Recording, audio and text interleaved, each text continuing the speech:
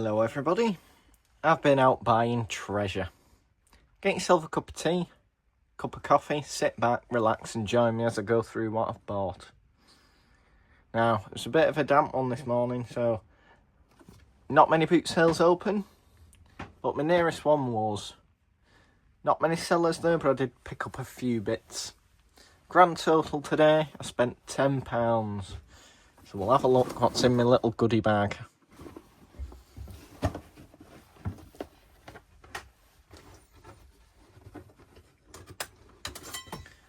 First up, I picked up this scraper, Mossley Stone, Sheffield made. The blade's quite puttied up, but handle's in good condition and it's still got its original paper label.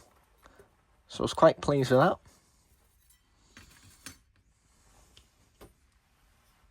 Then I got another Williams Super Slim for the Williams draw.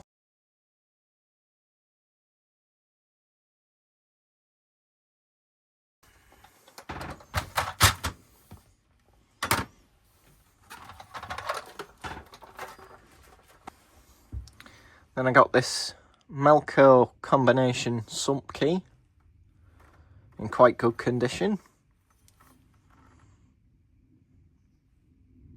Made in England. This little plastic screwdriver.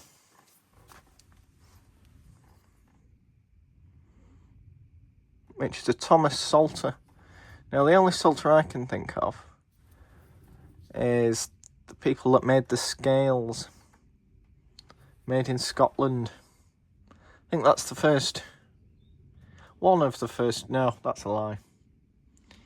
I've got Matheson stuff, which is Scottish made, but I think that's the first Scottish screwdriver I've ever come across.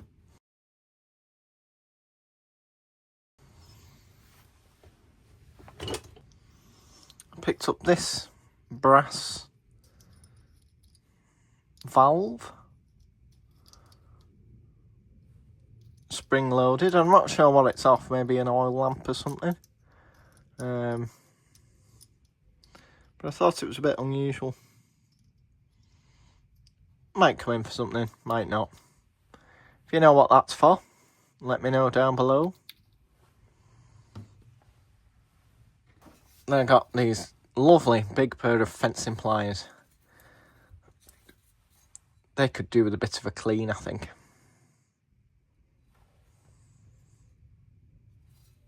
Shall we give them a bit of a clean, see if there's a maker's mark on there? Yeah, I don't see why not. And there we have it. We've got these combination fencing pliers back to a bit more of a serviceable condition. They're not branded, but they could be British or American. Both sides of the pond made this style of fencing plier. 3 cutters, a straight jaw, a notch jaw, and a point on the ferry tip for pulling wire. A bit like twin grip Nipex pliers does in the modern day. But they're a nice heavy duty pair of pliers.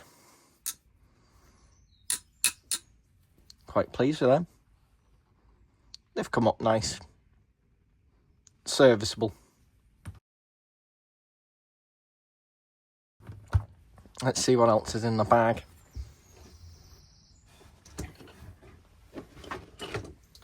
Got a pair of chisels. Can't see a maker on these either. They might need a bit of a clean. Give them a quick lick, see if anything comes up.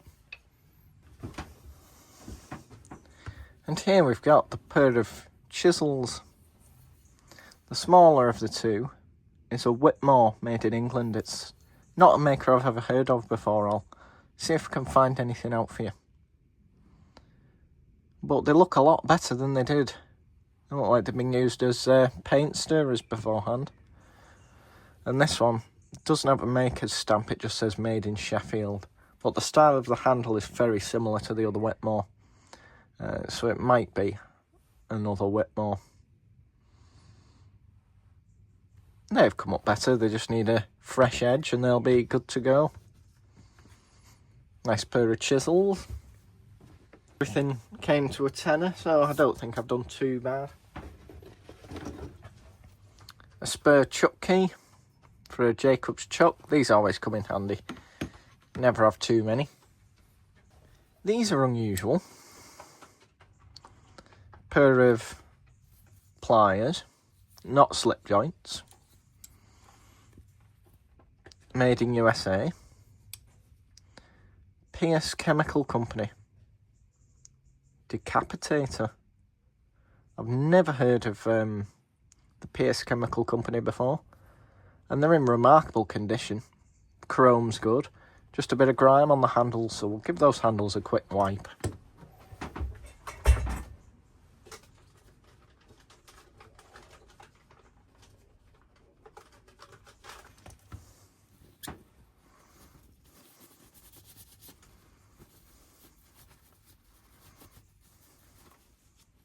That's better, isn't it?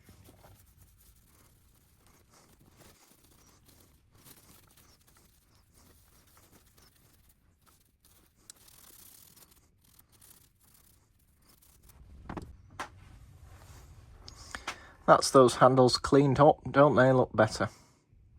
There's a couple of rust spots on the pliers themselves and I'll have to address at a later date. But aren't they unusual? If you know what these are for, please let me know. It's got a recess in the jaw, and they're not serrated, they're smooth. It's quite a purpose-built tool. I'll have to look them up, but if you know what they are, let me know down below.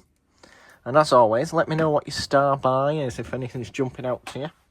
Let me know what your favourite item is. I've got one more thing in the bag, which is a little Rabone folding rule.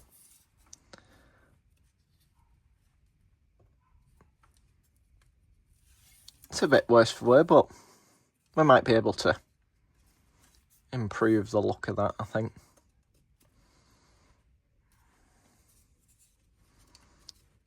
At the very least, it could do with a feed. Right, I've just given that a light going over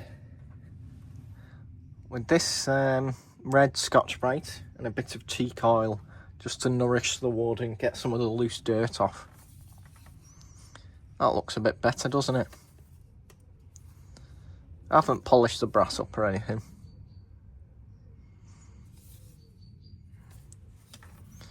And what this is a number 1167 Rabone Boxwood rule.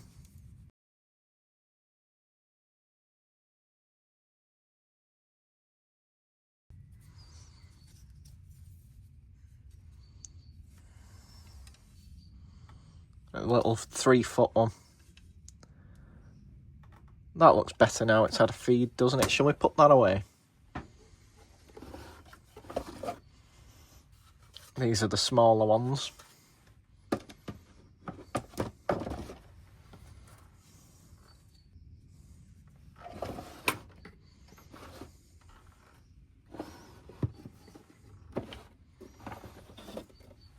Here we have the large ones. I think I'm going to need a bigger drawer for these though. Starting to run out of space.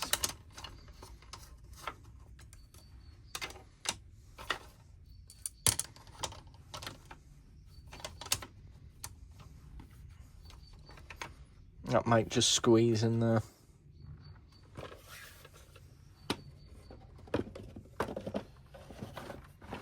There we go. So that's everything I've got for you today.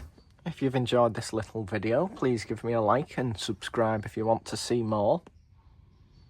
Thanks for watching, and I'll see you on the next one. Bye bye.